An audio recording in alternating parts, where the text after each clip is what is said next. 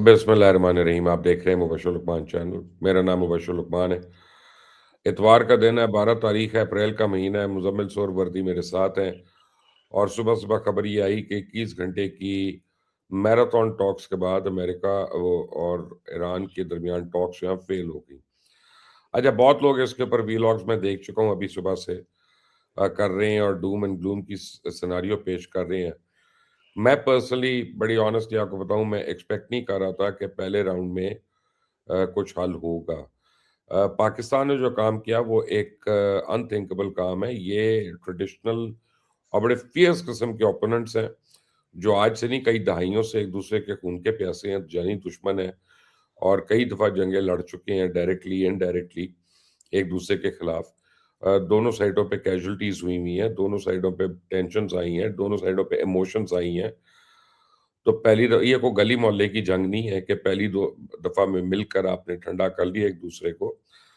But बाकी मुज़म्मिल ये चलेगा, मैं आपको बताऊँ, ये इन टाइम हल होगा और ये क्रेडिट पाकिस्तान को देना पड़ेगा, प्राइम मिनिस्टर को, फील्ड मार्शल को, इसहाक डार को, डिप्लोमैटिक कम्युनिटी को, कि इन्होंने ये एक इम्पॉसिबल काम किया। अब दोबारा मिलना बहुत आसान है। अल्लाह करे कि वो दिन ज़रा जल्दी आ जाए। बट मुज़म्मिल मेरे साथ हैं। अस्सलाम वालेकुम। वालेकुम सलाम, क्या हाल है मुबशिर भाई? ठीक है मैं आप? ठीक हूँ, क्या कहेंगे आप? देखिए मेरा ये ख़्याल है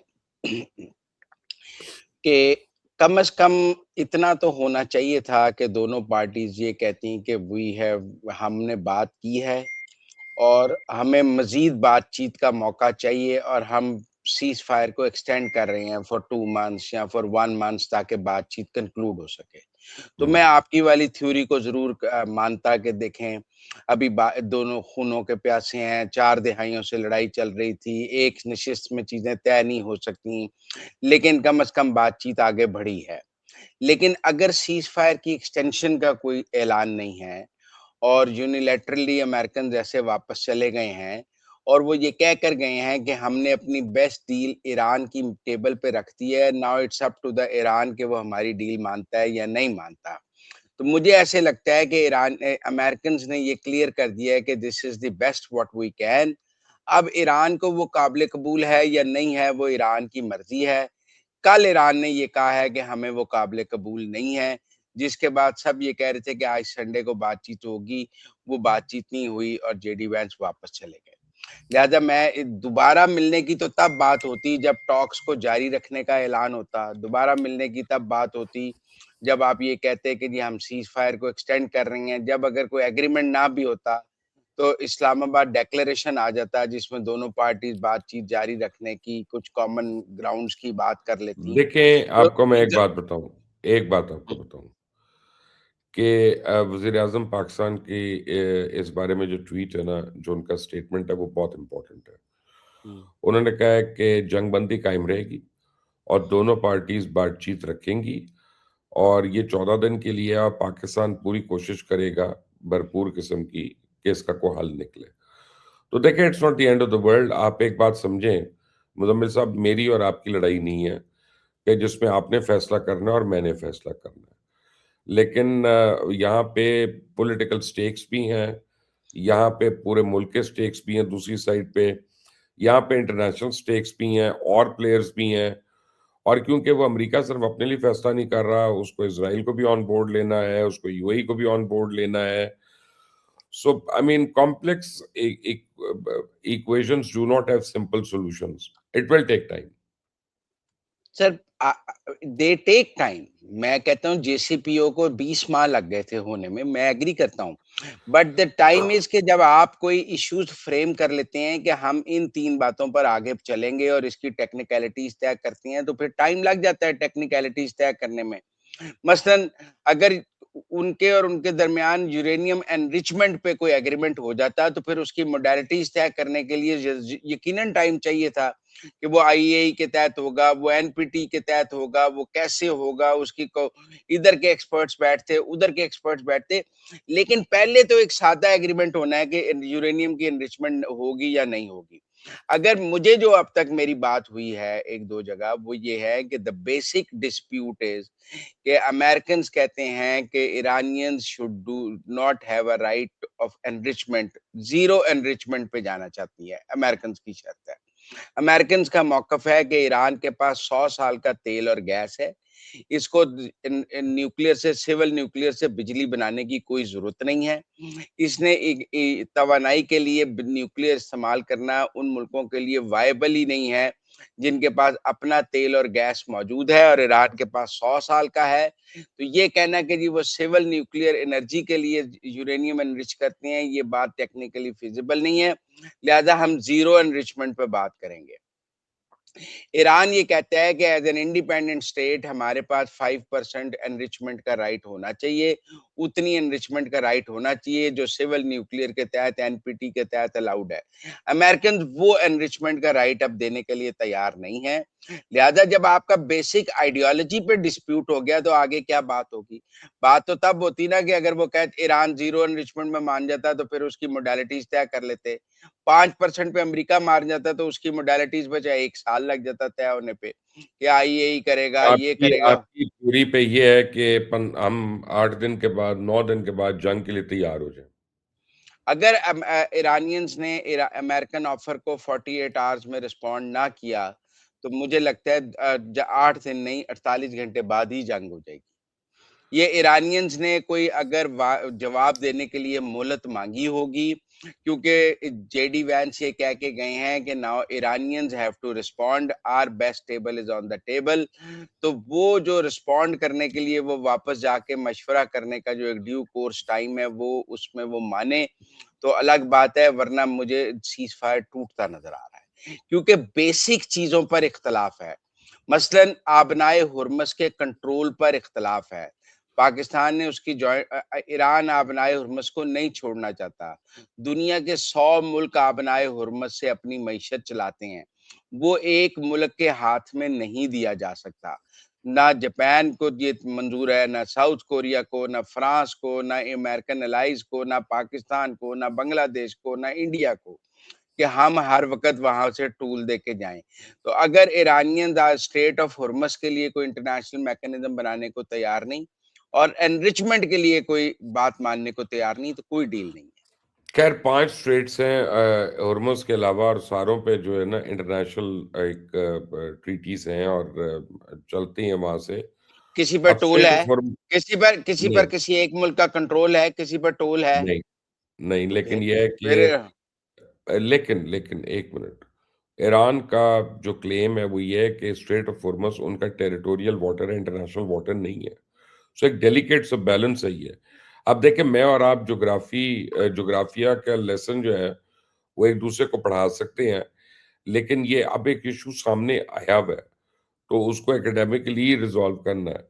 मैं एक और बात समझता हूँ, मैं ये समझता हूँ कि in this war America has more to lose than Iran now. Iran ने जो लूज़ करना था कर दिया। देखिए, आप इसको एक नए सिरे से मैं आपको रिफ्रेज़ करके देता हूँ, फिर आप मुझे बताइएगा तज्ज़िया इस पे। ईरान की टॉप लीडरशिप असैसिनेट हो चुकी है, शहीद हो चुकी है, और वो 75-85 पता नहीं 80 लोगों का एक डेलीगेशन लेके आए।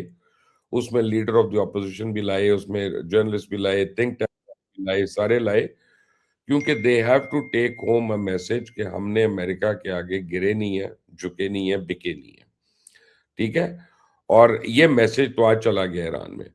जेडी वैंस जो थे, उनके आने का मतलब ये है कि अमेरिका बहुत सीरियस है। It is dam serious for a peace deal. Vice president जो है वो प्रैक्टिकली प्रेज़िडेंट है। उसको भेजना कोई आसान काम नहीं है। प्रेज़िडेंट का सन इन लॉ आया है, स्टीव विटकॉफ आया है, और ये वो 3 लोग हैं जिनके बारे में कहा जाता है कि ये प्राइमरीली एंटी वॉर है। ये वॉर के हामी नहीं है। जो हामी हैं, मार्को रूबियो वगैरह, वो इस वक़्त बैठ के एक बास्केटबॉल मैच देख रहे हैं प्रेज़िडेंट ट्रम्प के साथ as we record this. Now my question is, इस लेवल के लोग फेल नहीं होते, उनकी मजबूरियाँ होती हैं। कोई भी स्टेटमेंट देने का जो आप कह रहे हैं ना, उस तरह का मतलब होता कि वो अपने इलेक्टोरेट को अपने अपने इलेक्टोरेट को वीकनेस दिखा रहे हैं, और दोनों पहली दफ़ा में ये अफ़ोर्ड नहीं कर सकते थे। उन्होंने 21 घंटे बात की, उन्होंने दुनिया को दिखाया कि दोनों साइड्स ने मेहनत की है, दोनों साइड्स ने एफर्ट किया है और जो है ना वो अब मुझे लगता है कि बहुत जल्द इसके ऊपर प्रोग्रेस होगी और ये 48 घंटे में जंग नहीं शुरू होगी। That is my 2 cents. अगर अगर ईरानियन अमेरिका की बात मान लेंगे, देखिए मैं आपको एक बात बताऊँ, सूनर अगर और लेटर ईरान मानेंगे।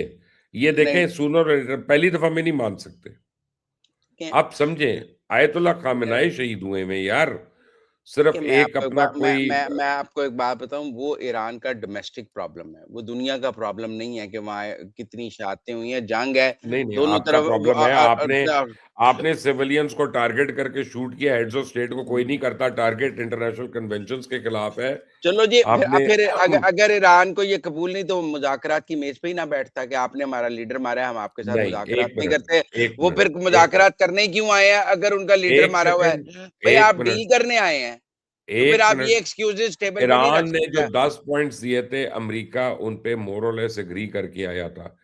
अमेरिका के जो 15 पॉइंट हैं, उन पे 12-13 पे मोर और लेस एग्रीमेंट हुआ हुआ था। 1-2 पे अड़ा हुआ था, जिस तरह ये न्यूक्लियर की बात है। और ये न्यूक्लियर अमेरिका को पता है ईरान अभी नहीं बना सकता, ना उसकी एबिलिटी है। स्पेशली अगर वो आईएईए को कर देता है। ये इज़राइल की और आपके दोस्त यूएई की इंसिस्टेंस है कि नहीं उनको बॉम्ब करो, नहीं उनको तबाह करो, नहीं उनको इजाज़त ना दो। देखिए, मैं आपको एक बात बताऊँ, आपको पता है कि आपके कितने दुश्मन हैं, कितने लोग आपके साथ जंग करने के हामी हैं और कितने लोग आपकी जंग रुकवाने के हामी हैं। आपने गिवन कंडीशंस के अंदर बेहतरीन फैसला करना होता है। मेरा ये मौक़िफ़ है कि इरानियंस को ये पता होना चाहिए कि वो एक इंटरनेशनल कॉन्स्पिरेसी का शिकार हैं। They have to get out of it या they have to face it. मैं ये समझता हूँ कि एक बहुत ही गोल्डन अपॉर्च्युनिटी थी इरानियंस के पास। उनको यहाँ पे हल्का-फुल्का ब्रेक थ्रू करना चाहिए था। ये उनके मुल्क के लिए भी ज़रूरी था, दुनिया के लिए भी ज़रूरी था, ईरान के दोस्तों के लिए भी ज़रूरी था। हार्ड स्टैंड ज़रूर लेना चाहिए, मुल्कों को लेना चाहिए, लेकिन लचक भी मुल्कों ने ही दिखानी होती है। अगर वो मुज़ाकरात की मेज़ पर बैठ गए थे, तो वो अपना उसके बाद दे उनको मुज़ाकरात की मेज़ जीत कर जानी चाहिए थी, मेज़ उल्टा कर नहीं जानी चाहिए थी। ये ईरान का लॉस है मैं समझता हूँ। देखिए, अमेरिका के तो सारे इत्तेहादी उसे कह रहे हैं कि बमबारी बंद ना करो, इसको 3 महीने और जारी रखो, सैंक्शंस मत उठाओ। अगर अमेरिकन सैंक्शंस उठाने के लिए तैयार हैं, फ्रोज़न एसेट्स देने के लिए तैयार हो गए थे, तो ईरान को ज़ीरो एनरिचमेंट पे मान जाना चाहिए था। मेरी ये राय है क्योंकि उसके नतीजे में उसके मुल्क में एक खुशहाली आ जाती, जंग के बादल छट जाते, नो वॉर पैक्ट हो जाता। अगर उसके मिसाइल्स को 2000 किलोमीटर तक आपके बनाने ख्याल में की क्या वजह हुई कि ये बात जो आपको समझ आ रही है, ईरान की टॉप लीडरशिप को समझ नहीं आई? ये तो 47 साल से उनकी समझ मुझे तो आज तक एक बात समझ नहीं आई कि जब इमाम ख़ामनेई साहब ने ये फ़तवा दे दिया कि हम एटम बम नहीं बनाएँगे और ये एटम बम जो है शरीयत के तहत जायज़ नहीं है, तो फिर दुनिया के ऊपर उनकी यूरेनियम से लड़ाई किस नहीं, बात अब की है? दूसरे देखो, इमाम ने फ़तवा दे दिया कि हम बनाएँगे। तो फिर मुज़ाकरात की मेज़ पर क्यों बैठे हैं? फिर बना लें। दुनिया को ये तो देखिए मुबशर लुकमान साहब, मेरा और आपका तनाज़ा है यूरेनियम के एनरिचमेंट पे या एटॉमिक पे। अगर मैंने एटम बम बनाना है तो मैं आपके साथ मुज़ाकरात ही नहीं करूँगा, मैं बनाऊँगा। और अगर मैंने नहीं बनाना तो फिर मेरा मतलब है या तो बना लेते 47 सालों में, 47 साल से उन्होंने दुनिया को में लड़ाई है ईरान के एटॉमिक की। 20 साल से इसके ऊपर सैंक्शंस क्या 27 साल से सैंक्शंस हैं। नहीं, नहीं लड़ाइयाँ हो चुकी हैं। ज़्यादा से सैंक्शन है। या तो पाकिस्तान की तरह, शुमाली कोरिया की तरह, इज़राइल की तरह बना लेते, ऐलान कर देते from today I am atomic, तो दुनिया उनसे डिफरेंट बिहेव कर रही होती। ना आप बनाते हैं, ना आप छोड़ने को तैयार हैं। अब हुँ। ना बनाने को नालायकी कहें कि आप 20 साल में बना ही नहीं सके या आपकी पॉलिसी नहीं थी तो फिर आप एनरिचमेंट नहीं क्यों है, कर रहे मैं हैं? मेरा नहीं ख्याल कि वो बना सकते हैं। Not every country, no matter how bright and brilliant they are, can make nuclear. तो फिर एनरिचमेंट खत्म करने पे क्या प्रॉब्लम है? मुझे तो नहीं समझ आई। मेरा मतलब है एनरिचमेंट अच्छा, करें नाउ बम व्हाट बनाने नेक्स्ट? अगर 48 घंटे में शुरू होता है तो फिर क्या होगा? लड़ाई होगी, दोबारा फिर होगी, फिर फिर फिर उसके फिर तो बाद क्या होगा? यूएई देखें जी, अब तो मेरा ये ख़्याल है कि कोई किराए की फ़ौज जो है वो यूएई ने अरेंज की है एरिक प्रिंस के ज़रिए। जो आपको पता है युगांडा के आर्मी चीफ ने कहा था मैं 10,000 फौजी देने को तैयार हूँ। किराए की फौजी लड़ सकते हैं। चलो जी उतारे तो जा सकते हैं ना आइलैंड्स पे बमबारियों के बाद, अगर आप अपने उतारने के लिए तैयार नहीं हैं। तो मेरा मतलब है कि एक worst phase of the war जो है वो शुरू होगा, क्योंकि ना ट्रम्प यहाँ से छोड़ के भाग सकता है। उसके लिए तो बहुत बड़ा डिबेकल है यहाँ से अनफिनिश्ड एजेंडा छोड़ के भागना। ना अरब उसको अनफिनिश्ड एजेंडा छोड़कर भागने देंगे। देखिए, आपको पता है कि दुनिया के आपके सारे हमसाये आपको मारने के लिए तैयार बैठे हैं, बेताब हैं। आपको इस सिचुएशन में से जिंदा बच के निकलना आपकी ज़्यादा बड़ी कामयाबी है, इरानियंस की। उनको पता होना चाहिए यूएई उनको मारना चाहता है, कतर उनको मारना चाहता है, कुवैत उनको मारना चाहता है, बहरीन उनको मारना चाहता है, जॉर्डन उनको मारना चाहता है। जितने मुल्कों पे उन्होंने बमबारी की है, सऊदी अरब उनको मारना चाहता है। यहाँ से ईरान की क़यादत का कौमी मफ़ाद ये है कि यहाँ से ईरान को बचाया जाए। ईरान के दुश्मनों को कम करने के लिए यहाँ से ईरान एक सेफ एग्जिट लेकर निकले। सैंक्शंस खत्म करके, इकोनॉमी ठीक करके, नो वॉर पैक्ट करके अमेरिका से, बाकी बाद में देखा जाएगा। देखिए ना, मैं ये ज़ाती तौर पे समझता हूँ। अब आप हिज़्बुल्लाह की मेरे बात ले मेरे अब आप सवाल हिज़ का जवाब नहीं है। क्या? मेरा सवाल ये है, व्हाट नेक्स्ट? लड़ाई। उसके बाद व्हाट नेक्स्ट? फिर लड़ाई जब तक के कब वो तक? अपने अब दुनिया में साल-साल लड़ाई चलती है। सीरिया के ऊपर नो नो फ बमबारी 6 साल वो होती रही। मिडल ईस्ट के ममालिक जो इस लड़ाई के में खून के प्यासे हैं, उनको ये एहसास होना चाहिए कि वो तो तबाह हो जाएँगे। अगर वो आप देखें पिछले 40 दिन से यूएई के ऊपर 10,000 उन्होंने बम चलाया है। देखिए, पिछले चलाया ना 40 दिन से उन्होंने यूएई पे सिविल इंफ्रास्ट्रक्चर पे कोई नहीं चलाया, अब चला देंगे। चला देंगे। UAE is ready for that. देखिए लड़ाई इस फेज़ में आप बताएँ यूएई सीज़फायर के हक में है। नहीं ना, बहुत अगेन मुझे समझ नहीं आती क्यों? तो फिर जिस तरह मुझे You समझ नहीं you आती don't कि live in a glass home and, pelt stones at others. तो जैसे आप मुझे ईरान की समझ नहीं आती कि इतनी सारी तबाही के बाद, इतनी लीडरशिप की शहादत के बाद, वो यहाँ से उनका मफ़ाद इस वक़्त जंग को ख़त्म करना है या जंग को चलाना है? मुझे भी नहीं समझ आती। जैसे आपको अगर यूएई की आप निज़ाम अगर अब 10,000 बम गिर जाता है यूएई पे अगले 10 दिन में, तो अच्छे रहेंगे। पता नहीं वो उनकी हो सकता है कैलकुलेशन है कि नहीं गिर सकता। वो कहते हैं गिरना होता तो पहला 10,000 गिर जाता। हमारा एयर डिफेंस सिस्टम इस काबिल है कि एक भी नहीं गिरने दिया हमने, पहले भी तो अब भी नहीं गिरने देंगे। चंपू वो कहते हैं काबिल है यार, इज़राइल में इतनी तबाही हो गई, कुवैत में हो गई, देखिए बहरीन में हो गई, कतर में हो गई। यूएई में तो नहीं हुई ना। यूएई को अपना उन्होंने उनकी अपनी इन्वेस्टमेंट है यूएई में यार। $500 बिलियन की तो ईरान की इन्वेस्टमेंट है और ईरान सर का वो वो बैंकर था बकौल डोनाल्ड ट्रंप के। ईरान के पैसे उनके पास है, ईरान ने उनका लिहाज़ किया, वो सर पे चढ़ गए। 10,000 ड्रोन मार के अगर मिसाइल मार के लिहाज़ किया तो फिर मेरा मतलब नहीं, वो मेरे ये पास तो कहते हैं, मेरे पास तो 1 लिहाज़ मिनट, की कोई 1 और मिनट। डेफिनिशन है, आपके पास मुज़म्मिल लिहाज़ की कोई और साहब, मैंने डेफिनिशन है। मैंने ईरानियों से बात की है, वो ये कहते हैं, यू हम जितने मिसाइल इज़राइल मार रहे थे, यूएई उनको रास्ते में इंटरसेप्ट कर रहा था और कह रहा था हमारे ऊपर आ रहे हैं। पता वो नहीं इज़राइल अभी को अपने आप समझते हैं। तो ठीक है, वो तो उन्होंने कल भी बयान दिया है कि हम उनके फॉरेन ऑफिस ने कि हम अपनी उस policy to go with Israel जारी रखेंगे और हम अपना डिफेंस पैक्ट इज़राइल के साथ करेंगे। वो तो इज़राइल के साथ जैसे पाकिस्तान और सऊदी अरब ने डिफेंस पैक्ट किया है, यानी इसका यूए मतलब है हुँ, कि इंडिया और पाकिस्तान इनसे ज़्यादा अक्लमंद है, इनको ये तो पता है लड़के रुकना कहाँ पे है। यस, ये तो पता है। मोदी बहुत समझदार आदमी है, आप मेरे से पूछें कि उसने सीज़ फायर मान लिया उस वक़्त। पर आसिम मुनीर भी बहुत समझदार आदमी है, उसने सीज़ फायर मान लिया 3 दिन बाद। मतलब कौमों को लड़ाई में फँसाना कोई अक्लमंद क़यादत का काम नहीं है। कौमों को खुशहाल बनाना, उनकी फलाह करना, तरक्की देना, खुशहाली देना लीडरशिप का काम है। कौम को जंग के दलदल में फँसा देना किसी अक्लमंद क़यादत या दानिशमंद क़यादत का काम नहीं है।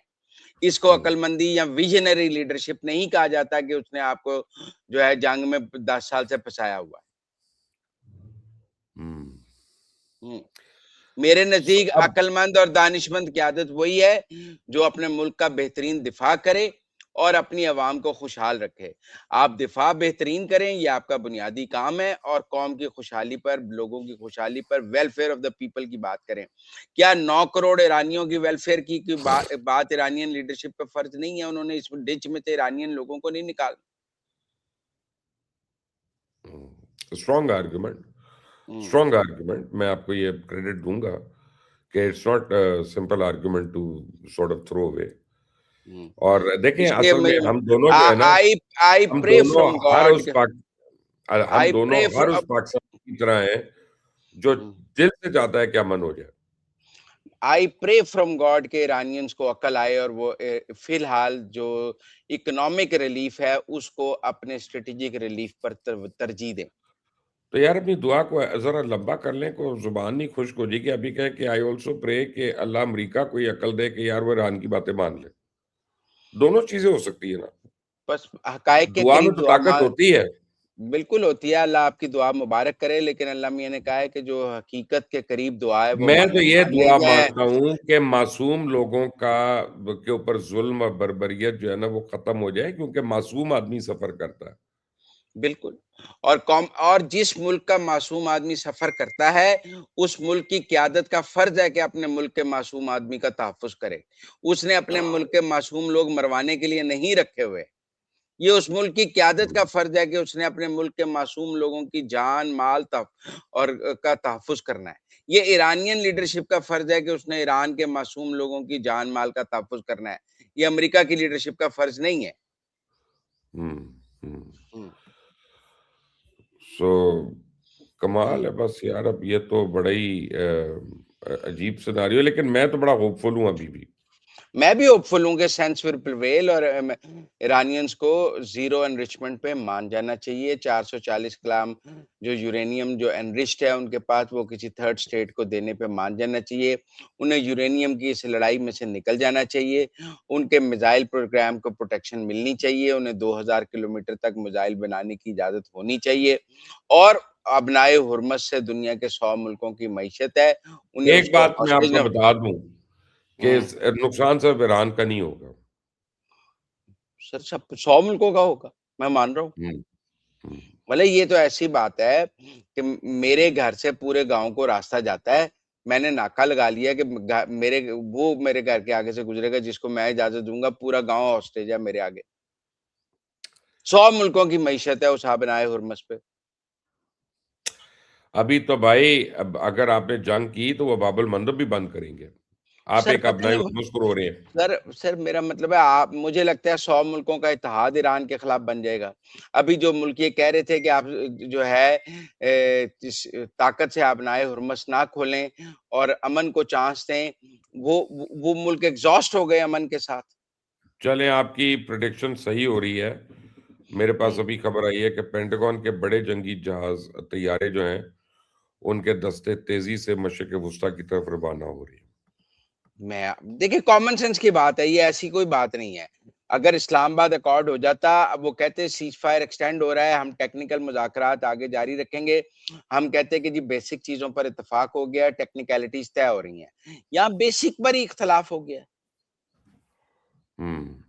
हुँ, ब्रेक थ्रू ही नहीं हो सका। हुँ। सो अब क्या लगता है कि पाकिस्तान किसी तरह ईरान और सऊदीया को करीब कर लेगा कि नहीं? नहीं, नहीं, मुझे लगता है कि हमें सऊदी अरब अगर ईरान ने सऊदी अरब पे अब मिसाइल मारे, तो हमें उनका जवाब देना होगा। हमारे हमारे फ़ज़ाइया के दस्ते सऊदी अरब पहुँच गए हैं। कल सऊदी डिफेंस मिनिस्ट्री ने ऐलान किया है। उन्होंने उनके ईस्टर्न एयर बेस पे जाके पाकिस्तान ने सँभाल लिया है। पाकिस्तान के फ़ौजी दस्ते भी पहुँच गए हैं। अगर ईरान सऊदी अरब को स्ट्राइक करेगा तो we are in the war. ईरानी वज़ारत ख़ारिजा के तर्जुमान इस्माइल बक़ाई जो हैं, मुज़ाकराती टीम के साथ इस्लामाबाद में हैं। हुँ, उन्होंने इंकशाफ़ किया है कि अमरीकी अनासर ईरानी टीम को कत्ल की धमकियाँ दे रहे हैं। अगर अमरीका से डील ना हुई तो मुज़ाकराती टीम के अरकान कत्ल कर दिए जाएँगे। अब ये तो नहीं इंतहाई एक संगीन और बेहुदा हरकत है यार, ये कैसा इल्ज़ाम है? मैं नहीं समझता ये ऐसी कोई इस्माइल बात है। बक़ाई कह रहे हैं यार हम या अगर वो ईमानदार। ईरान पहुँचेंगे तो फिर वहाँ तो किलिंग जारी है ना, पाकिस्तान में वो सेफ हैं। वो जब ईरान वापस जाएँगे, तो फिर वहाँ पे उनकी ज़िंदगी का तहफ़्फ़ुज़ ईरानियंस ने खुद करना है। वो तो पाकिस्तान के ज़िम्मे नहीं है ना, पाकिस्तान के ज़िम्मे उनको पाकिस्तान की एयर स्पेस से बाहिफ़ाज़त पहुँचाना है। वो बाय रोड भी जा सकते हैं, वो बाय एयर भी जा सकते हैं। लेकिन बहरहाल मैं ये समझता हूँ कि ईरान को ये मौका गँवाना नहीं चाहिए था। This is my firm opinion कि ईरान को इस गोल्डन अपॉर्च्युनिटी को, ये जो स्टेज पाकिस्तान ने उनके लिए सेट किया था, उसको इस मौके को फ़ायदा इस मौके से उठाना ईरानियंस पर ज़िम्मेदारी थी। चलो मेरा ख़्याल है आज इसको यहीं पे ख़त्म करते हैं क्योंकि हुँ, इतनी डेवलपिंग स्टोरीज़ हैं हर घंटे के बाद कि हुँ, ये हमारी काफ़ी बातें इर्रेलेवेंट हो सकती हैं अगले 5 घंटे के बाद। हम सर्टेनली। दोबारा भी मिल सकते हैं इस पे। जी, बट ज़रूर। मैं एज़ अ पाकिस्तानी दुआ गो हूँ कि अल्लाह ताला पीस कर दे और आमीन, इसमें मैं भी इसका पाकिस्तान हूँ। की भी इज़्ज़त है। इसमें पाकिस्तान पाकिस्तान ने बहुत बड़ा काम किया है। ज़रा बिल्कुल। आप अपने फ़ॉरेन ऑफ़िस की भी तारीफ़ कर लें कभी बहुत, प्राइम बहुत मिनिस्टर के ज़बरदस्त अलावा। काम किया है, बहुत ज़बरदस्त काम किया है, 2 इतने बड़े एनिमी स्टेट्स को एक टेबल पे बिठाया है, आमने-सामने बिठाया है, कंडक्ट किया है बहुत अच्छी तरह पाकिस्तान ने, पाकिस्तान का कंडक्ट बहुत प्रोफ़ेशनल था। अमेरिकन्स भी तारीफ़ कर रहे हैं, इरानियंस भी तारीफ़ कर रहे हैं, दुनिया तारीफ़ कर रही है, पाकिस्तान ने तो बहुत गेन किया है। और इ इ लेकिन पाकिस्तान की क्रेडिबिलिटी का भी दुनिया में बहुत इज़ाफ़ा हुआ है और दुनिया में पाकिस्तान एक पीस नेगोशिएटर के तौर पे सामने आया है बाय और द वे इतने आपके बड़े तौर पासपोर्ट की रैंकिंग कई कई दर्जात बेहतर हो गई है 2 दिन में। जी, बेहतर हो गई, सर्टेनली बेहतर हुई है और पाकिस्तान की इंटरनेशनल रैंकिंग भी बहुत बेहतर हुई है, दुनिया पाकिस्तान को इज़्ज़त की निगाह से देखती है। मुज़म्मिल सोहरवर्दी आपका बहुत शुक्रिया। नाज़रीन इस चैनल को सब्सक्राइब करिएगा, बेल आइकॉन को प्रेस करेंगे तो मज़ीद अपडेट्स आप तक फ़ौरी तौर पे पहुँच जाएँगी। अंटिल द नेक्स्ट टाइम, अल्लाह हाफ़िज़।